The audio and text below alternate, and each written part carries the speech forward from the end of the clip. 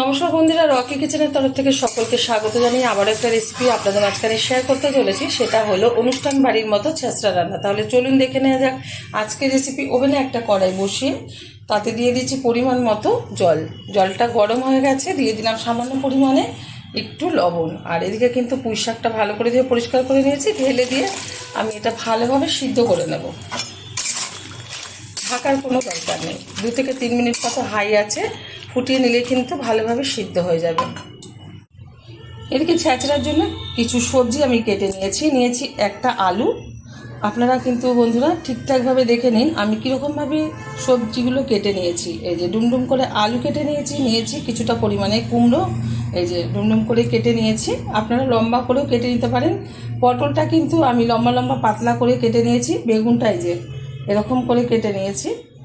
আর এখানে ঝিঙে নিয়েছি। আপনারা শীতের সময় রান্না করলে আপনারা মূলো বা অন্য কিছু সবজি এখানে ব্যবহার করতে পারেন, যেহেতু গরমকালে বানাচ্ছি সেই কারণে এই সবজিগুলো আমি এখানে সুন্দরভাবে কেটে ধুয়ে পরিষ্কার করে নিয়েছি।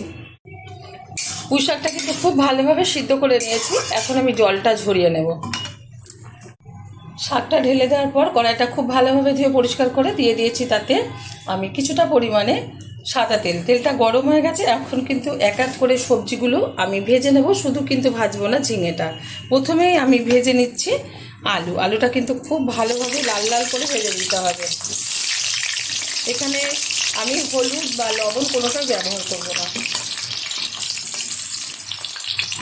সব সবজিগুলো এক এক করে ভাজার পর তারপরে কীভাবে আমি এই ছেঁচড়াটা তৈরি করব সেটা আপনাদের মাঝখানে শেয়ার করব। আলুটা কিন্তু খুব ভালোভাবে ভাজা হয়ে গেছে। এখন তুলে নিচ্ছি একটা পাত্রে। আর আমি যেসব সবজিগুলো ভেজে নেব সব থেকে লাস্টে ভাজবো কিন্তু পটল, নাহলে কিন্তু তেলটা একদম কালো হয়ে যাবে আর কিন্তু সবজির কালারটা চেঞ্জ হয়ে যাবে। তুলে নিচ্ছি একটা পাত্রে আলু ভাজাটা। পটলগুলো দিয়ে দিয়েছি। আর পটলের মধ্যে কিন্তু সামান্য পরিমাণে একটু হলুদ গুঁড়ো দিয়েছি, নাহলে কিন্তু পটলটা একদম সাদা সাদা থেকে যাবে। আর পটলটা ভাজার সময় সব সময় হাই আছে কিন্তু পটলটা ভেজে নিতে হবে, নাহলে কিন্তু তেলটা একদম শুষে নেবে। আর এদিকে সুন্দরভাবে কিন্তু দেখিয়ে দিচ্ছি এই যে সবজিগুলো আমি ভেজে নিয়েছি। মিষ্টি কুমড়ো, আলু, বেগুন। এখানে আপনারা একটু বরবটি ব্যবহার করতে পারেন, যেহেতু ঘরে ছিল না সেই কারণে দেওয়া হয়নি। তো শীতের সময় তো যে কোনো সবজি দিয়ে এটা করতে পারে। আর যে কোনো অনুষ্ঠানে এরকম ভেজে মানে করে ছেঁচড়াটা। ঘরোয়াভাবে যদি আপনারা করে থাকেন তাহলে কিন্তু এটা ভাজার কোনো দরকার নেই, তবে ভাজলে তার স্বাদটা কিন্তু দ্বিগুণ হয়। খুব ভালোভাবে ভাজার পর আমি পটলটাও তুলে নেবো একটা পাত্রে। তারপরে কিন্তু আমি এখানে একটা রুই মাছের মাথা ভালো করে দিয়ে পরিষ্কার করে নুন হলুদ মাখিয়ে নিয়েছি।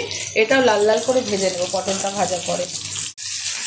মাছের মাথাটা উল্টে পাল্টে খুব ভালোভাবে ভাজতে হবে। মাছের মাথা ভালো করে না ভাজলে কিন্তু এই যে ছেঁচড়াটা যখন খাওয়া হবে তখন কিন্তু আষ্টে গন্ধ বেরিয়ে আসবে। তাই খুব ভালোভাবে কিন্তু মাছের মাথাটা ভেজে নিতে হবে। এখন এর মধ্যে আর একটু যেহেতু তেল লাগবে দিয়ে দিচ্ছি আর একটু তেল।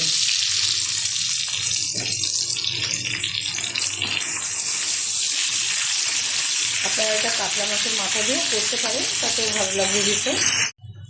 মাছের মাথাগুলো ভেজে তুলে নিয়েছি একটা পাত্রে। এখন এই তেলেই দিয়ে দেবো 3টে ছোটো সাইজের তেজপাতা, কিছুটা এই যে 5 ফোড়ন আর কয়েকটা শুকনো লঙ্কা। ভালোভাবে ভেজে নেব। ফোড়নটা খুব ভালোভাবে ভেজে নিয়েছি। এখন দিয়ে দেবো কুচিয়ে রাখা পেঁয়াজ কিছুটা।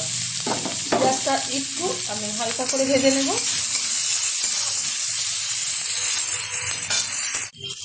পেঁয়াজটা হালকা করে ভেজে নিয়েছি। এখন দিয়ে দিচ্ছি বড় সাইজের একটা টমেটো, একদম পাতলা পাতলা করে টুকরো করে নিয়েছি। এবার আমি পেঁয়াজের সাথে ভালোভাবে টমেটোটা নেড়ে চেড়ে নেব। দিয়ে দেবো পরিমাণ মতো লবণ।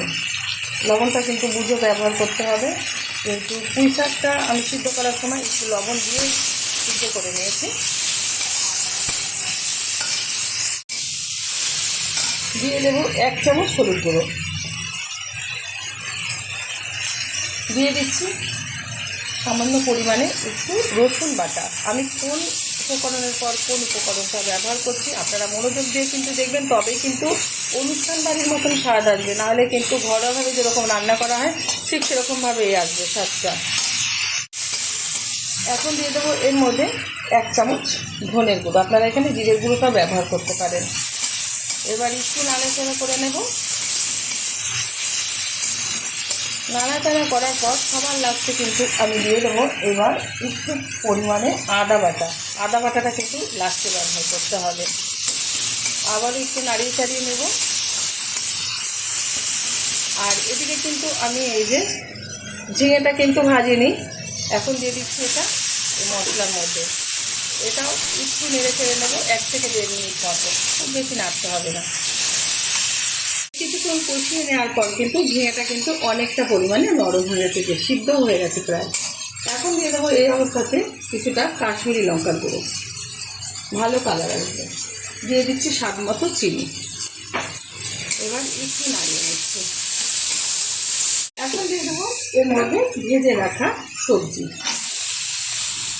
দিয়ে দেবো ভেজে রাখা রুই মাছের মাথা, দিয়ে দিচ্ছি এখানে 3টে কাঁচা লঙ্কা, ঝালটা যাদের পছন্দ অনুযায়ী ব্যবহার করবে। এবার ভালোভাবে একটু মিশিয়ে নেব। খুব ভালোভাবে মিশিয়ে নিয়েছি। আর এদিকে কিন্তু একটু মাছের মাথাটা ভেঙে দিচ্ছি, যাতে মাছের ফ্লেভারটা পুরো সবজিতে খুব সুন্দরভাবে ধরবে। আমার এই রেসিপি যদি আপনাদের ভালো লেগে থাকে আপনারা অবশ্যই চ্যানেলটি সাবস্ক্রাইব করবেন, লাইক করবেন, শেয়ার করবেন। আর অনুষ্ঠান বাড়ির মতন একবার এরকম চেষ্টা বানিয়ে খেয়ে দেবেন, আশা করি ভীষণ ভালো লাগবে। এখন দিয়ে দেবো এর মধ্যে সিদ্ধ করে রাখা পুঁই শাক। এখানে কিন্তু আপনারা কোনো জল ব্যবহার করতে যাবেন না বন্ধুরা, তাহলে কিন্তু এর স্বাদটা পাল্টে যাবে।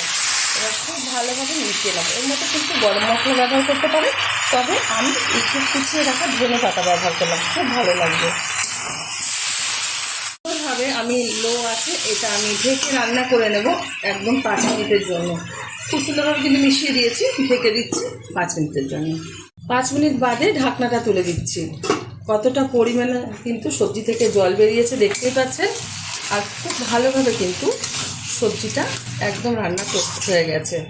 এখন যেহেতু নামানোর পরে কিন্তু এখান থেকে জল কাটা শুরু হয়ে যাবে। যাতে জল কাটা শুরু না হয় তার জন্য কিন্তু সামান্য পরিমাণে দিয়ে দেব একটু ময়দা। আর কিন্তু এখান থেকে কোনো জল কাটার সম্ভাবনাই নেই। এবার ভালোভাবে নাড়িয়ে নিচ্ছি। আর যেটুকু হয়ে গেছে নামিয়ে নিচ্ছি, ঢেলে দেবো একটা পাত্রে। গরম গরম ডাল ভাতের সাথে আজকে এই ছেঁচড়াটা সার্ভ করবো। আপনারা অবশ্যই ট্রাই করবেন। দেখা হবে পরের ভিডিওতে।